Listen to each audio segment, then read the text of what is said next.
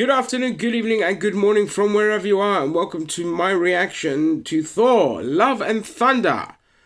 Now, off the bat, I'm not looking forward to this film because I did not like Thor Ragnarok at all. I think Taika Waititi is annoying with what he did to Thor. Completely changed the character up. And I know for other people, it's like, yeah, but it made it more fun and interesting. I'm like, no, what he did is he just turned him into yet another bumbling comedic relief when this is just not Thor. You could do good comedy with Thor as being brash, arrogant, and smashing his way through the thing, not a bungling dude bro idiot who cries over losing his hair. Okay, so full disclosure, when I first started playing this trailer, I heard what sounds like Guns N' Roses, so I've had to reshoot this little bit again, but I've only just seen like the beginning bit. But I have to play this muted. So what you can do if you want to watch this along with me, because I'm not going to pause it as I'm watching it first, then I'll pause it afterwards to do my analysis. But you can watch along with me. You can have it with the sound on and garner my quick reactions as I see what's happening in front of me. And then we'll break the trailer down once it's done. With no sound. But I will pause this, watch it again with the sound, then come back, we'll break it down. Alright, let's go. 3, 2, 1, press play. Okay, yes, I saw this bit where he was running. Walking through fire, looking majestic. Burying the Stormbreaker. I don't know if somebody died and he's put that there. Maybe it's all the fat that he lost. And he's buried all the fat. Moment of reflection and meditation, Marvel Studios. Oh, here we go. You see him working out to lose all the fat. Don't know what giant that is. Don't know what world that is. We see the Guardians. Obviously, we see the rivalry between Quill and Thor. He's kind of walking away. And that's the end of their journey with the Guardians. Oh, Asgard. Ooh, what's this place? Oh, Pirate Thor. And is that a fantasy? I don't know. Is that reality? And, oh, is that Zeus? Is that the Olympians? I don't know what that thing is. And here we see, well, it's Valkyrie, okay. And the Guardians, and they say something, and, yep, I can't really see what they're saying. I could have put the subtitles on, but I didn't. Thor, Love and Thunder. And, oh, of course, they couldn't do it without showing us Lady Thor. Played by Natalie Portman, who looks oddly like Kate Winslet there. Okay, so that's the trailer. So I'm going to watch it. I'm going to come back and we're going to break it down. So I've just watched it with the sound on. Annoying jokes were in there again. I mean, the Pirate Thor. Oh, anyway.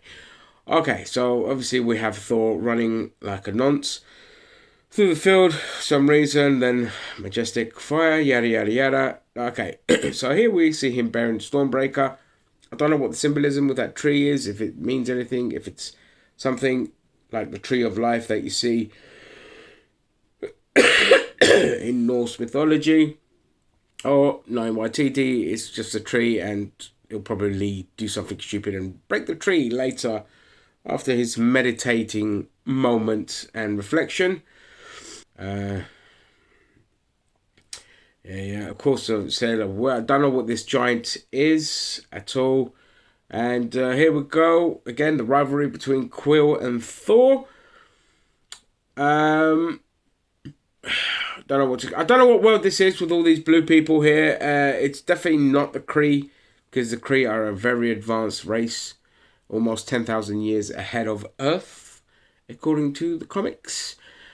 So I don't know what race this is. But again, it'll be interesting to see. We see Mantis with a great big gun. So, okay.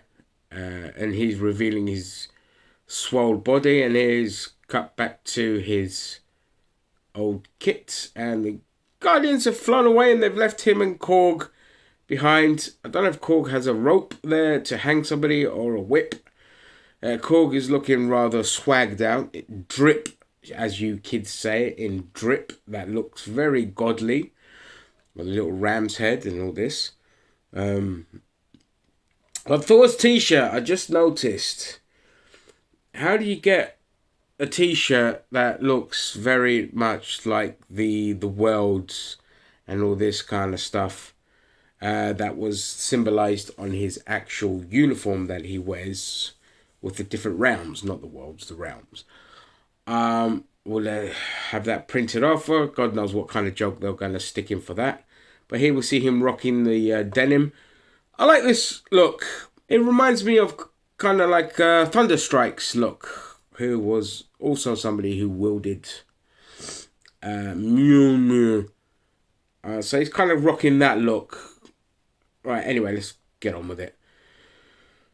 This July. Alright, so I don't know if this is new Asgard from a different angle or an old Asgard or a flashback. I mean, we could just about see somebody on the side there. I don't know if that's a Valkyrie or if that's Thor. Flying off. Like I said, it's very difficult to make out. It looks like old Asgard, so it could be a flashback to kind of explain what that ship is, you know, because you need exposition for everything. Okay, so this world here, I mean, from what I see, okay, we have obviously the pirate situation. I don't know who this bird is, but I mean, this could be a moment where Mantis is having a fantasy about Thor, you know, like we see in them romance novels or whatever. It could be a throwaway moment. But here we see Thor arriving in a world which looks like Olympia. This looks like the back of Zeus's head. This looks like Olympia, which is in the 616, and well, mainly I think like Earth X, but whatever. So we could be seeing either Zeus play a prominent role in the MCU or Hercules, who's quite an established character and quite a fun character, and more in line with what Waititi wanted to do with Thor. You could have done it better with Hercules. So if this is Hemsworth's last film as Thor, then Hercules is actually the better character to work with Waititi in his brand of humour that is actually starting to become quite tiresome now. High fives. Now, I don't know what this beast is. This looks like Mutant X, you know, that thing that hunts mutants in the X-Men world, but obviously it's not.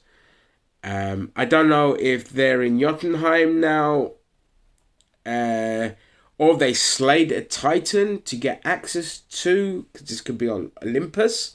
So they slay a Titan to gain access to the Olympians, or God knows, we don't know. I don't recognize the beast. I'm not big on my Thor mythology. So, okay, and then we see New Asgard again, and that ship flying off, and okay, I'll pause it here. Here we see Valkyrie, played by the awesome Tessa Thompson, and she's clearly bored that she's doing some kind of delegation with other countries. You know, you're doing your worldly duties. You are on planet Earth, and your people are there, and you have a country now to run, and that's what she's doing. You know, business seminars and whatever, UN and all this kind of shit. We see Meek in the corner there. If you look on the right-hand side, you'll see Meek looking rather swagged out in a suit. So here we see, it definitely looks like Olympia. And down the bottom, I don't know who these characters are. I mean, that could be Valkyrie on the left-hand side, kind of donning her uniform as they look for new places for the Asgardians. Maybe they're kind of fed up with dealing with Earth bollocks like the rest of us, living in this capitalist shithole. So we see Korg, we can see Thor, but I don't know who the other person in the cape is. And there's another one just to the right of that could also have not rendered in other characters that might be in that delegation going towards the statue of Zeus. Clearly looks like Zeus. The 616, well, the Marvel Comics Zeus, not the Zeus we're kind of used to. So it could be like a slightly younger Zeus. And of course, Peter Quill talking about people, looking at people they love, and then Thor kind of interrupts, another joke. Ha! hilarious. And yes, we'll cut to that. We'll flash forward, and then we see, of course, Lady Jane Thor. So that's my breakdown of the trailer. I don't really care about this film. I'm not going to go watch it in the cinema.